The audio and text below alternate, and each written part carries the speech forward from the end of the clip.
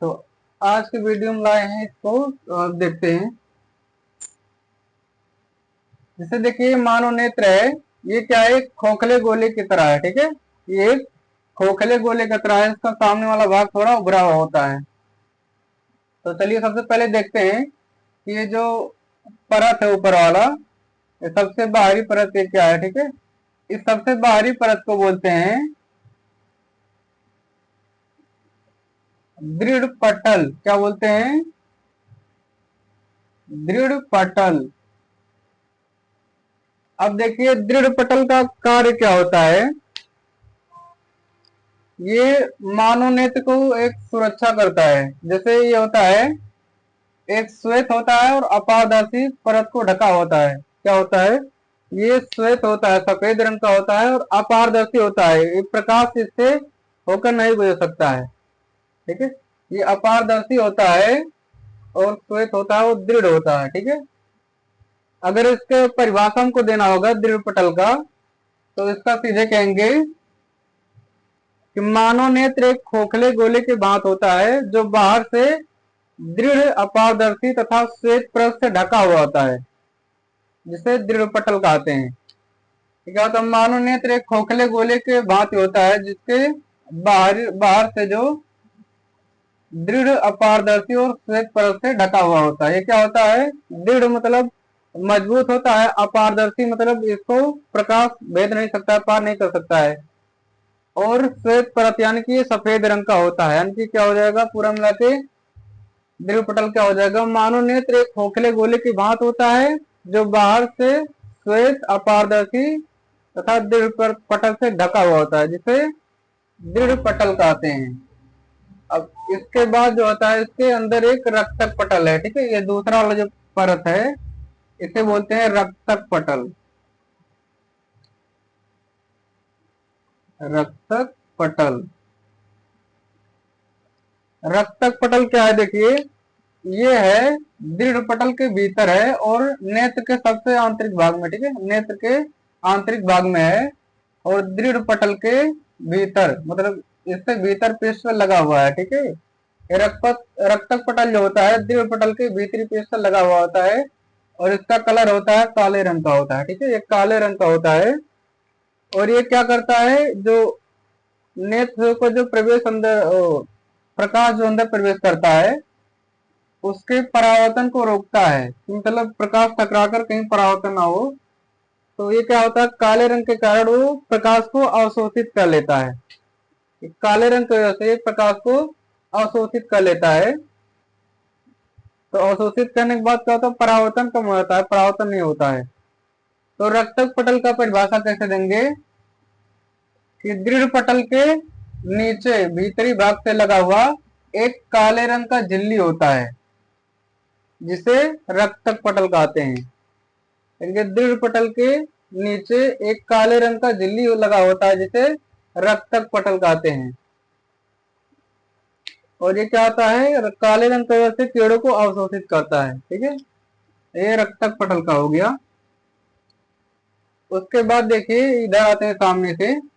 सामने देखिए यहाँ से लेके यहाँ तक जो उभरा हुआ पृष्ठ होता है। ठीक है, मानव नेत्र का सामने का भाग जो होता है, उभरा हुआ जो होता है उसे क्या कहते हैं, कॉर्निया। ये वाला भाग है हमारा जो उभरा हुआ पूरा मिला के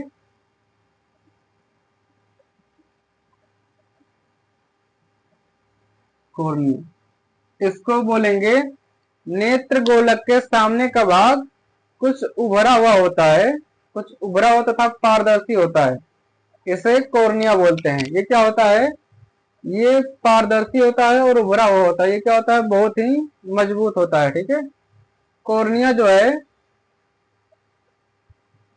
ये होता है पारदर्शी, यानी कि इससे प्रकाश पार हो सकता है, इसको पार करके अंदर जा सकता है और ये सफेद रंग का है और दृढ़ होता है। अब देखिए इसके अंदर जो है ये वाला भाग जो दिख रहा है, ठीक है, ये यानी कि कॉर्निया के पीछे है और ये रंगीन वाला भाग होता है, जैसे जो आंख का रंग होता है इसी पे निर्भर करता है। इसे बोलते हैं आयरिस, इसे बोलते हैं आयरिस।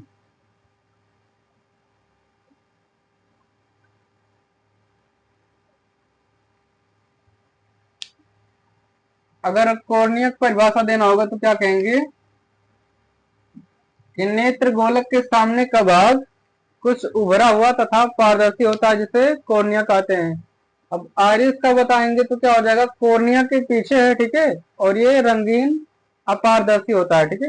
ये कहता है रंगीन होता है और अपारदर्शी होता है। तो आइरिस का परिभाषा देंगे कि कॉर्निया के पीछे एक रंगीन अपारदर्शी परत होता है जिसे आइरिस कहते हैं। अब देखिए आइरिस का कार्य क्या होता है। आइरिस के मध्य एक छोटा सा छिद्र होता है, इसे पुतली कहते हैं। तो ये क्या करता है, पुतली को नियंत्रित करता है। ये कहता है पुतली को नियंत्रित करता है कि अगर जैसे रात रात है तो उसमें क्या होता है, प्रकाश का जरूरत होता है, ज्यादा प्रकाश चाहिए होता है, तो आइरिस पुतली को बड़ा करता है। और जैसे प्रकाश ज्यादा जाता है धूप में तो आइरिस क्या करता है, पुतली को छोटा करता है ताकि उसमें प्रकाश की मात्रा कम जाए। तो और ये जो आंख का कलर होता है ये आइरिस पर ही निर्भर करता है। जिसका आइरिस जिस कलर का होता है उसका आंख उसी कलर दिखता है। जैसे कोई व्यक्ति है जिसका आंख भूरा हो, ठीक है, तो आंख भूरा का मतलब क्या होता है, उसका आइरिस भूरी कलर का होती है, ठीक है। आंख भूरा होने का मतलब होता है कि उसके आंख में जो आइरिस होती है वो भूरी कलर का है। और आइरिस देखिए, आइरिस जो होता है फिंगरप्रिंट की तरह होता है, मतलब हर व्यक्ति का आइरिस का जो डिजाइन होता है अलग अलग होता है। उसमें हर व्यक्ति का अलग अलग होता है। जैसे फोन में होता है फेस लॉक लगाते हैं तो ये आइरिस को ही देख के उसमें लॉक खुलता है। जैसे हर व्यक्ति का आइरिस अलग अलग डिजाइन का होता है। तो फेस लॉक क्या करता है, आंख को देखता है, उसमें आइरिस का नक्शा देखता है, उसके बाद खोलता है। तो आइरिस का हो गया। उसके बाद देखिए आइरिस के मध्य में एक छिद्र होता है छोटा सा काला सा, ठीक है, इसका रंग काला होता है। तो इसे क्या बोलते हैं, पुतली। पुतली या फिर नेत्र तारा, नेत्र तारा। ये पुतली या फिर नेत्र तारा कहते हैं इसको। तो इसका परिभाषा कैसे देंगे, आइरिस के मध्य एक छोटा सा छिद्र होता है जिसे पुतली कहते हैं। अब पुतली का कार्य क्या होता है, प्रकाश का जो मात्रा होता है इसी पुतली से होकर अंदर प्रवेश करता है। क्योंकि ये आरिस जो होता है वो अपारदर्शी होता है, ये यहाँ से पुतली से होकर जाता है। पुतली क्या होता है, पारदर्शी होता है। तो पुतली से होकर प्रकाश की सभी मात्रा क्या होता है, अंदर जाता है। तो क्या करता है, वो जो प्रकाश की मात्रा जो अंदर जाता है उसको आइरिस नियंत्रित करता है, पुतली को आइरिस नियंत्रित करता है। अपने अनुसार जितना आवश्यकता होता है छोटा या बड़ा करता है ताकि आवश्यकता अनुसार प्रकाश प्रवेश के अंदर। तो पुतली की परिभाषा कैसे देंगे, आइरिस के मध्य एक छोटा सा छिद्र होता है जिसे पुतली कहते हैं। चलिए अब आ रहे हैं इस मध्य में। देखो ये जो बिंदी बिंदी दिए हैं हम, ये क्या है, जलीय द्रव है, ठीक है। ये जलीय द्रव है कॉर्निया और नेत्र लेंस, ठीक है, ये नेत्र लेंस है। कॉर्निया और नेत्र लेंस के मध्य एक द्रव भरा होता है जिसे जलीय द्रव कहते हैं। इसको क्या कहते हैं, जलीय द्रव। जलीय द्रव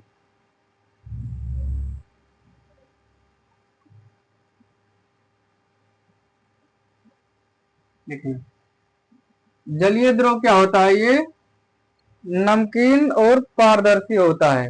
ये क्या होता है, इसका स्वाद नमकीन की तरह होता है। जैसे आंसू उसको बोलते हैं। जैसे कोई व्यक्ति रोता है तो उसके आंख से जो आंसू निकलते हैं वो ये जलीय द्रव होता है। इसका स्वाद क्या होता है, नमकीन और नमकीन होता है, नमक टाइप का।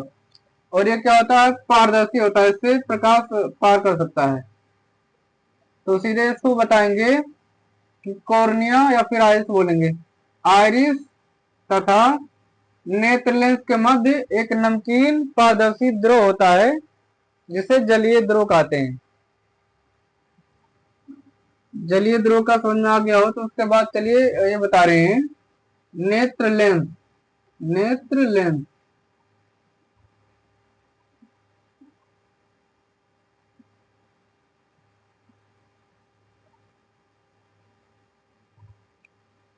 चलिए, नेत्र लेंस क्या होता है,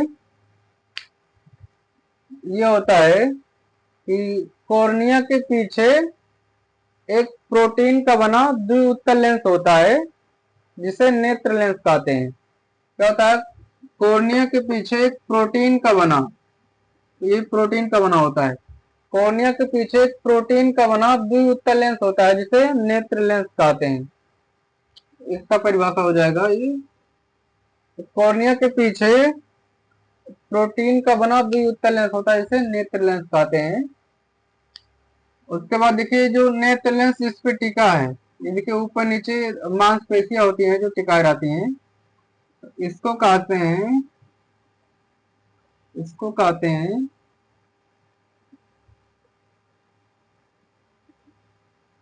पश्चमाभि मांसपेशियां, इसे कहते हैं पश्चमाभि मांसपेशियां। पश्चमाभि मांसपेशियां जो क्या बताएंगे कि मानव नेत्र, नहीं ये क्या होता है, मानव नेत्र लेंस, ठीक है, नेत्र लेंस जिस मांसपेशियों की वजह से टिका होता है, मानव नेत्र मतलब क्या होता है, नेत्र लेंस जिस मांसपेशियों की वजह से टिका होता है उस मांसपेशियों को पश्चमाभि मांसपेशियां कहते हैं।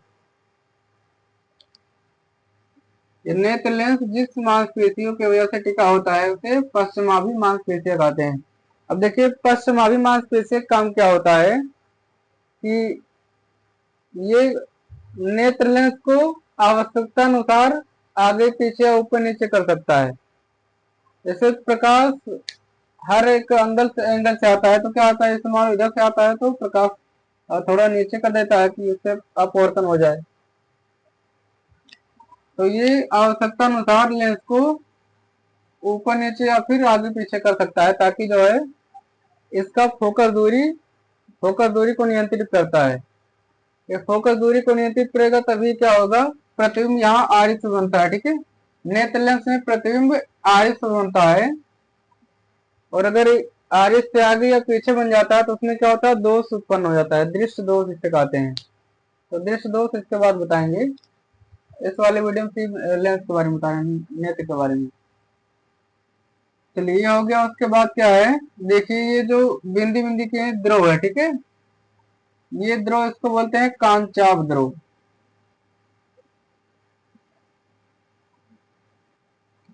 कांचाभ द्रव,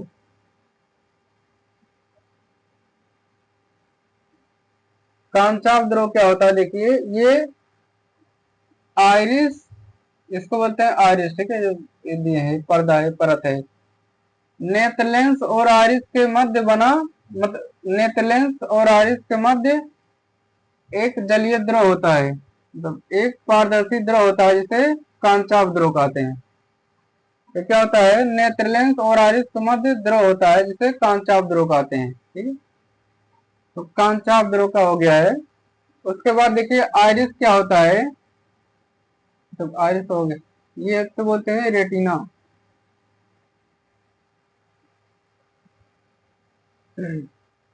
अब देखिए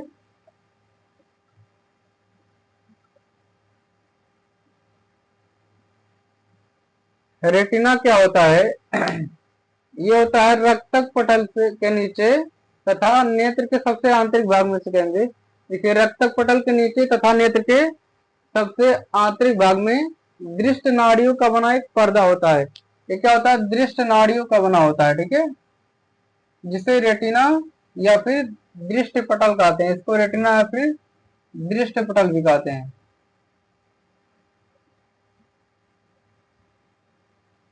क्योंकि जो इसका दृश्य इसी बनता है, प्रतिबिंब इसी बनता है, यहाँ से लेंस से अपोतन होता है, उसके बाद प्रतिबिंब यहाँ पे बनता है।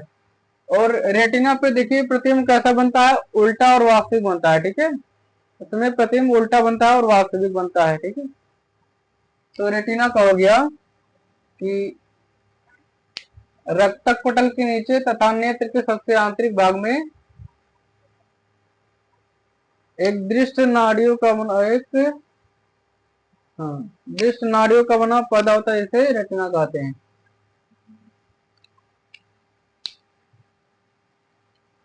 इसके बाद देखिए, यहाँ से प्रतिबिंब उल्टा बनता है, तो ये क्या होता है, पीत बिंदु होता है इसके, ठीक है। रेटिना के मध्य में एक पीले रंग, गोल पीले रंग का बिंदु होता है, इसे पीत बिंदु कहते हैं, ठीक है। ये होता है पीत बिंदु।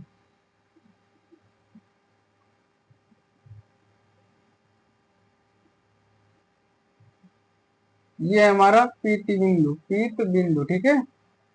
पीत बिंदु का परिभाषा कैसे देंगे कि रेटिना के मध्य एक गोल पीला कलर का बिंदु होता है, इसे पीत बिंदु कहते हैं। इसका कार्य क्या होता है, देखिए पीत बिंदु का, ये रेटिना पे जो प्रतिबिंब उल्टा बनता है, उसको, उस प्रतिबिंब को सीधा करके मस्तिष्क तक ले जाता है, ठीक है। यहाँ ये सब दृश्य नाड़ियां हैं, यहाँ से लेके जाके मस्तिष्क में लेके जाता है, ठीक है। प्रतिबिंब क्या होता है, जो उल्टा प्रतिबिंब होता है उसको सीधा करके मस्तिष्क तक लेके जाता है, तो हमको क्या होता है, सभी प्रतिबिंबों को सीधा दिखाई देता है।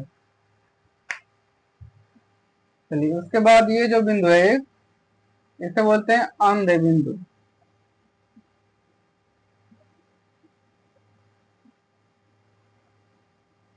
अंधे बिंदु, अंधे बिंदु क्या होता है कि रेटिना पर ऐसा बिंदु होता है ये, जहां पर प्रकाश का कोई प्रभाव नहीं पड़ता है, ठीक है। इस बिंदु पर प्रकाश का कोई प्रभाव नहीं पड़ता है, इसलिए इसे क्या कहते हैं, अंध बिंदु कहते हैं। यहाँ पे अगर कोई प्रतिबिंब यहाँ पे बनता है तो प्रतिबिंब दिखाई नहीं देता, अदृश्य रहता है अंध बिंदु पर। इसके बाद यहाँ होता है, ये सब दृश्य नाड़ियां हैं, यहाँ से जो है जितने भी प्रकाश होके जाते हैं यहाँ से मस्तिष्क में, इसी से होके जाते हैं। चलिए, आशा करते हैं कि सब लोग को अच्छे से समझ में आ गया हो। नहीं अगर समझ में आ गया तो फिर से कमेंट कीजिएगा, एक बार दोबारा फिर से बता देंगे। जो भी नहीं समझ में आया फिर से बता देंगे, उसके ऊपर फिर से बताएंगे। तो चलिए, यहाँ पे टॉपिक खत्म करते हैं, अगले टॉपिक में आएंगे कि अगर देखिए प्रतिबिंब जो बन रहा है रेटिना के आगे या फिर पीछे बनेगा, तो उसमें क्या होगा, दृश्य दोष उत्पन्न हो जाएगा। दृश्य दोष क्या होता है, एक निकट दृश्य दोष होता है, दूर दृश्य दोष, जरा दृश्य दोष और आबिंदुकता होता है, ठीक है। तो दृश्य दोष के बारे में बताएंगे और उसका कारण बताएंगे, किस कारण होता है उसका, उसका निवारण भी बताएंगे कि इसका निवारण क्या होता है, इसके निवारण के लिए कौन सा लेंस लगाएंगे। चश्मे में लेंस लगा होता है, दो सभी को जैसे दोष होता है तो उसमें क्या होता है, चश्मे में उपयुक्त लेंस लगाते हैं दूर करने के लिए। चलिए ठीक है, आज का वीडियो खत्म होता है।